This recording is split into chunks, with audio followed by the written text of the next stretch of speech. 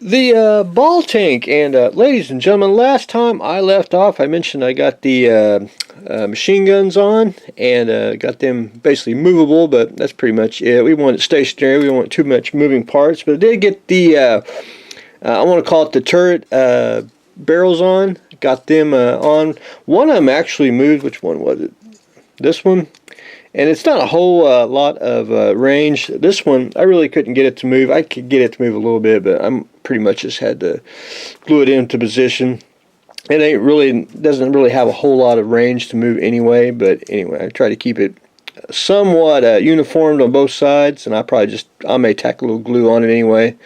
But anyway, other than that, we're pretty ready to rock and roll a little bit more. Really a whole lot to it. I mean, if you wanted to add the interior, you could spend all your time on that, but just for the ball itself, which, pretty much, I think that should be just a kit by itself. But anyway, that's just me, because then I could have two, because that's the way we like to work around here. But anyway, ball tank taking shape, so hopefully I can get a little more done this week on that too.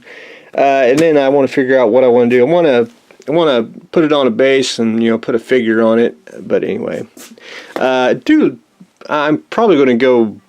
I want to go Russian green with red stars. What I'm planning on doing, but I kind of like the camo, but not either. And I don't know if there's any. I want to say futuristic, camo in World War II. That the Russians use. I know most of them were just faded Russian green, which I'll probably just end up doing that. But anyway, I may, who knows, we'll just keep looking around, see what we like. But anyway, the ball tank is taking shape. And then this week I've been playing around with alginate. I never really cast in. I always cast in, for example, a silicone molds, because if I make something, I have to mass produce it. So silicone's the way to go.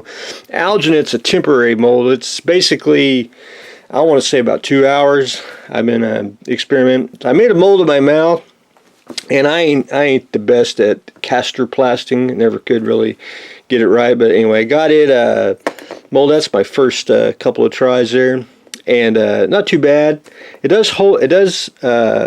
Have great detail on it, and I'm going to work on my teeth while I do this tube, and I'll show everyone that, but I ain't going to go into complete detail on it, but I'll show progress as we go. But the alginate casting, I wanted to learn it because I've never done it, and two, sometimes I need to make a mold, and I don't want to waste silicone. I mean, like for right now, that's a waste mold that I made for a nacelle cap for the 350, so I could vacuum form it. And that's I only need to make $1, and I didn't really need to make a silicone mold of it, which the alginate would really came in handy just to make the mold, make the buck, and then good. Anyway, you get a whole lot for basically $20, and I'm going to use that a lot because I do make a lot of waste molds. But anyway, very good stuff. So anyway, I'll try to show everyone more on that. That's my upper.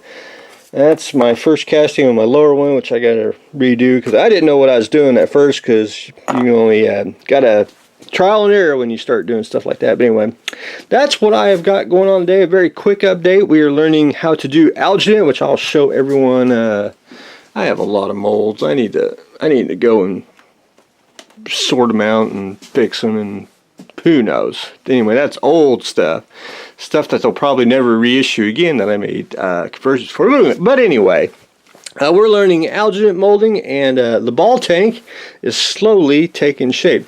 Now, I was going to do a Star Wars racer, and I probably will, but that's more of when the show comes on. I kind of get excited and start building on it after I watch the show. But I'm gonna probably go back to the Gundam tank. I got tank on my mind, which there is a Gundam tank that I don't have and I'd like to have. But anyway, I want to probably go back to the Gernsback and make and build him. I'm kind of in a robot mode. I've been looking at pictures of other people's builds, and it just intrigues me. But anyway, that's what I've got going on today, so stay tuned for the next exciting episode.